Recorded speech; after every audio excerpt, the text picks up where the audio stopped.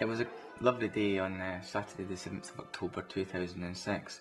It was sunny, it was bright, it was warm, and my wife decided that she wanted to go and see a flower plant exhibition in Carmarthen, and we decided that we would go there on our motorcycle. It's a big bike, it's got two massive headlamps on it, it's a big imposing machine.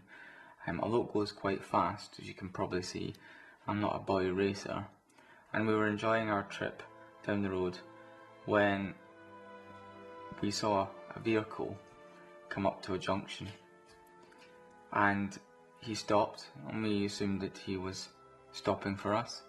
We carried on.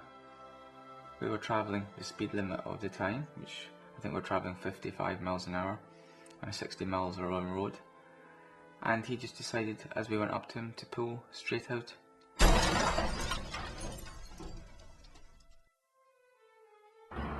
The resulting collision caused me to have extensive injuries, and 2 years on I'm still walking with sticks. And unfortunately I lost my wife at the scene of the accident, and she died there and then. At the roadside I woke up, and presumably I'd been unconscious for a few moments, and I was lying facing the curb.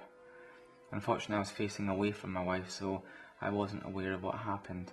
I tried to move, but unfortunately I was later to find out, massively fractured pelvis. My left leg was all shattered, my right ankle was shattered, my hands were broken, and unfortunately I'd also damaged a lot of internal organs. So I couldn't move. I tried to shout for my wife, but in reality it was probably just a whisper. Then I passed out. The next thing I remember, I hear rotor noise from the Aeromed ambulance helicopter, and then I passed out again. And then I remember waking up at various points, broken points at Bush Hospital. They were doing emergency surgery on me all that day, and seemingly I was asking for my wife, but unbeknown to me she had passed away.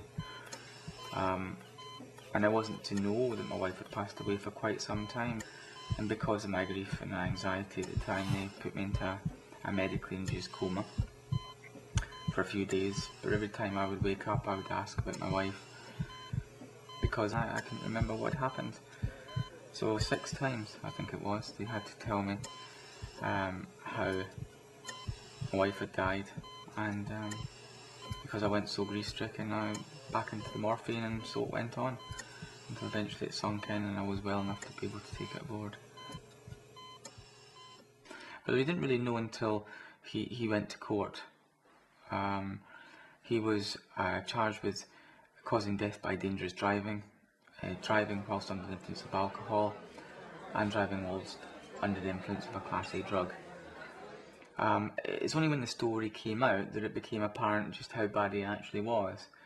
And to quote from the court itself and from the driver's own observations and comments, is that he decided to leave work on the Friday, not have lunch, so he hadn't had sleep since the Thursday night. He went to a local bar where he decided to drink an entire bottle of wine by himself. He then moved on with some friends to a local nightclub where he downed 12 bottles of, I believe it was Stella beer, which you probably know is quite a strong beer. And at the same time he decided to take a Class A drug which affects how your brain works. After that he went to a private party well into the night, where he had absolutely no sleep at all, and he continued to drink, in his own words, 4 to 5 cans of cider.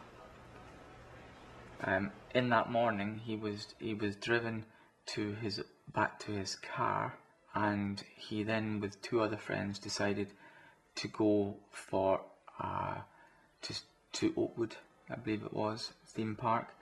But they did that via Tesco's, where they picked up more beer, and he was actually found drinking at the wheel when the accident occurred.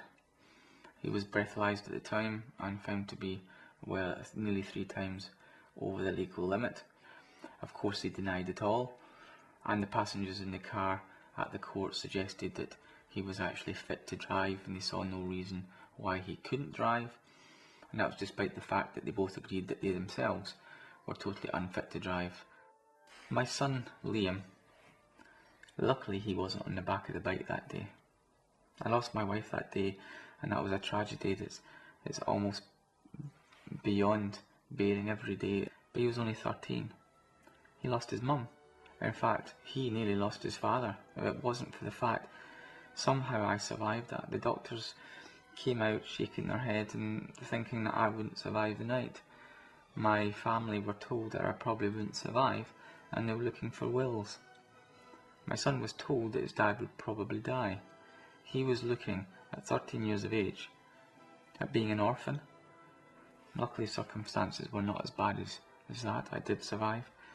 But I'm not able to play football with him anymore. I'm not able to run with him anymore.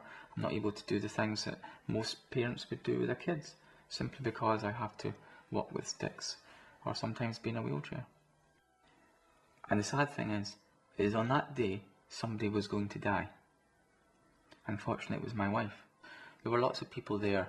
They knew he hadn't had any sleep, and they knew he was drinking, and to be honest with you, they probably knew he'd had the drugs as well.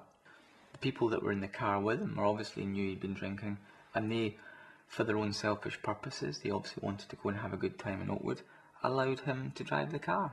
Firstly, he'd have to go to his friend's house to pick up the car keys that he'd left there, so they were handed over, another missed opportunity. So my concern is, of course, where was the social responsibility of everybody that he met along the way?